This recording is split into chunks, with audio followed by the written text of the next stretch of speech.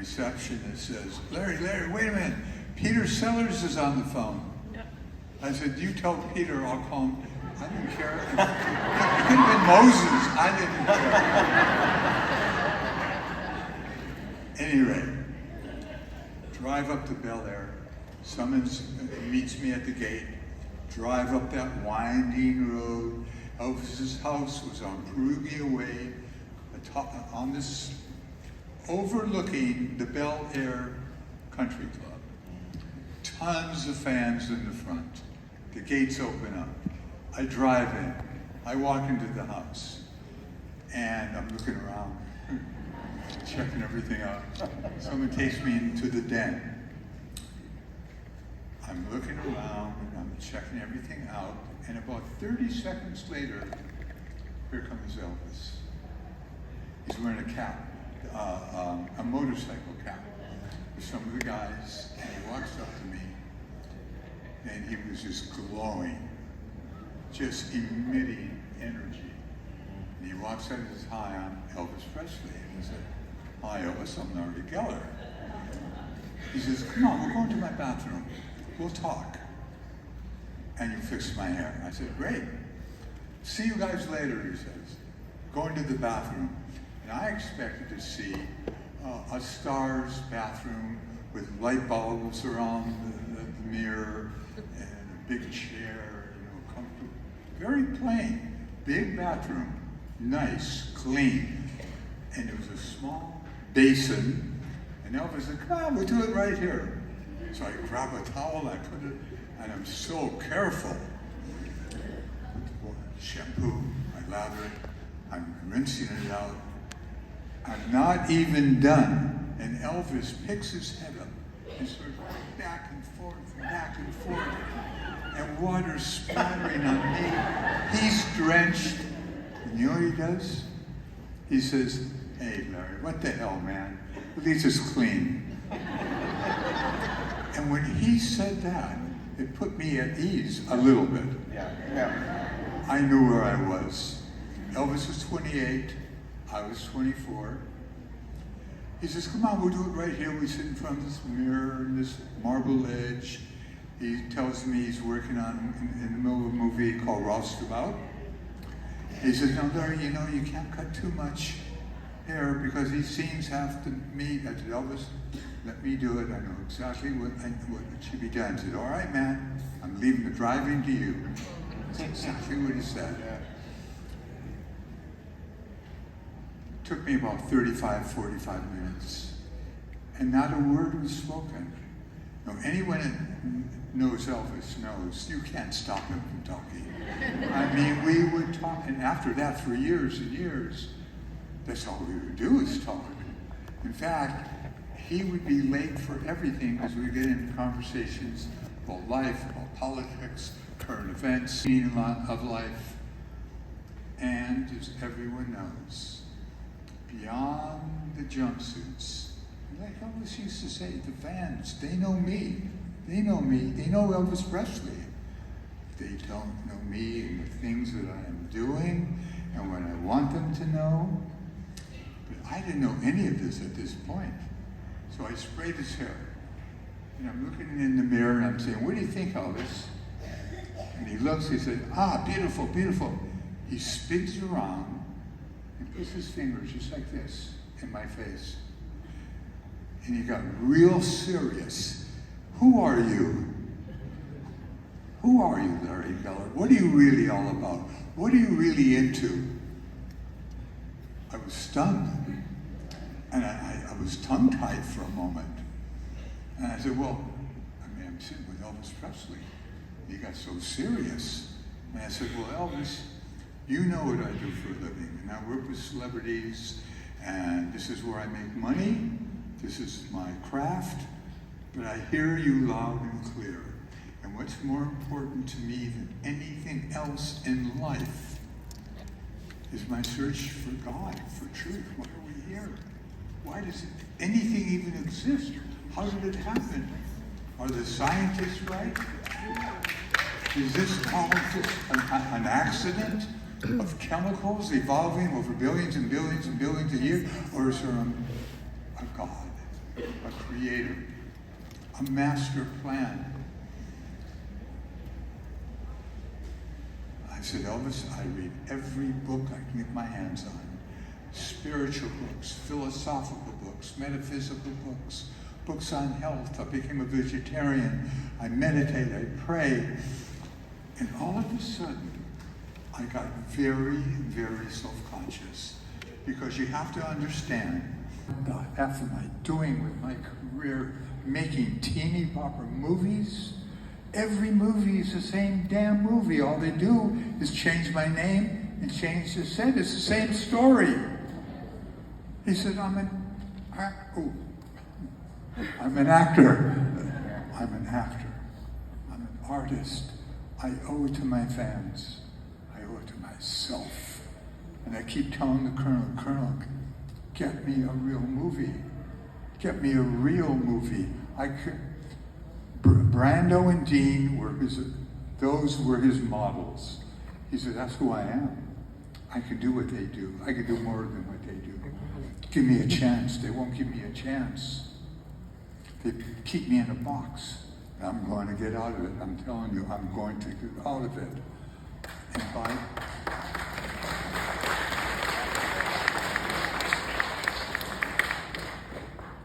another aside.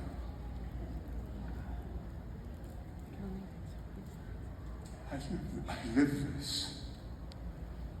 I'm living it right now. I'm back there with him right now, with you.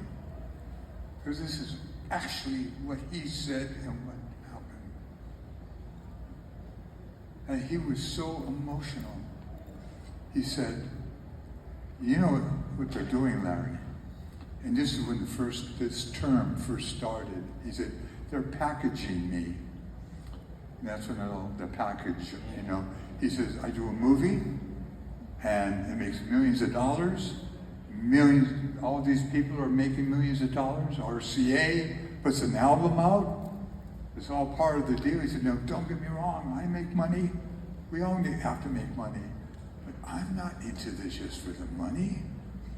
This is my mission. This is my destiny, to be where I am, to do what I do, and to have the fans that I have. So, he was saying, I have so much more within me to give, and I'm going to do it. Somehow I'm going to do it. Somehow I'm going to do it. And he said to me, it kind of surprised me in a way, but Elvis was pure. He was open. He didn't hide his feelings to someone really close to him like myself. He said to me, you want to know something, Larry? The truth, I'm embarrassed to go out there tonight. And I was surprised he said that. But I thought it was beautiful that he did. He said, I'm going to go out there. They're going to meet Elvis.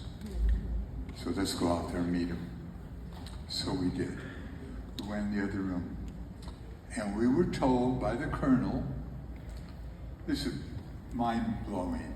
No photos. Of course, no phones in those days.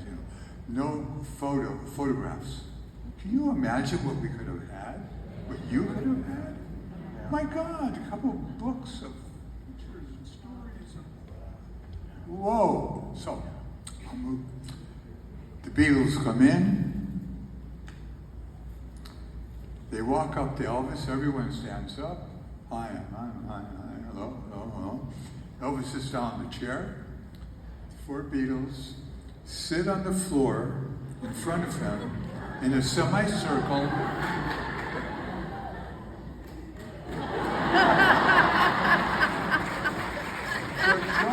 I'm looking at him. Because you know why they did that? Because he was Elvis. Because they were looking at Elvis right Yeah. in there. That was Elvis. Their idol.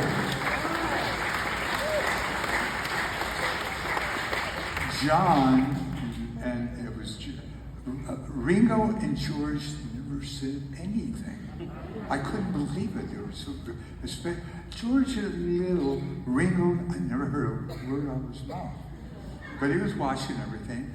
Paul and John got into a conversation immediately. Elvis, man, you're the man. You're it. You started everything.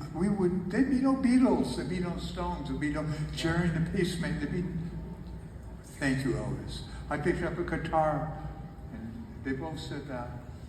And I was just reading last week, all the people that got into the business because of Elvis, from Bruce Springsteen to Bob Dylan, everyone, all of them were inspired because of Elvis.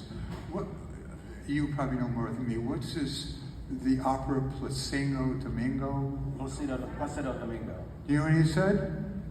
Elvis's voice, that's the voice I want. Tenor, right? So, I'm going to wrap this part of the story up because what happens out of this is what you need to know. Ringo and George and all of our guys went into the other room because in the big room, the living room, was a pool table. And for the next hour or two, those guys played pool. Brian Epstein, the Beatles manager, and the Colonel stood together by a roulette wheel that the Colonel put up, metaphorical, Anyway, they left in the den. Elvis, a few of his guitars on stands, Paul McCartney, John Lennon, and that was, I think that was Charlie Hodges' first movie. He started working for Elvis on Paradise Hawaiian Style. Charlie was there, and I think Jerry was there. Jerry would never have left. Yeah. John says, Elvis, can I play your guitar? I said, yeah, pick it up, John. John picks up one of the guitars. Paul asked the same thing, and I think there was what did Paul play? Bass. Yeah. There was a bass, he picked up the bass. Elvis turns around, picks up his Martin. Can you imagine this? The Beatles and Elvis strumming. Yeah. Listen to this. John started to play the song Memphis that came out a year earlier with Johnny Rivers. He started playing it. Elvis looked at him like that. He stopped playing it. He started playing something else. And they all jammed together. They all started singing together. And I'm sitting there, and I'm thinking, in infinity, in this space-time continuum, I'm in the best place that anyone could possibly be.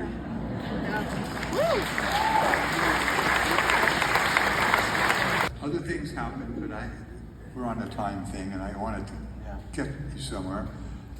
So they left, and I walked up to his bedroom. He said to me, "Man, damn, did you see their teeth?"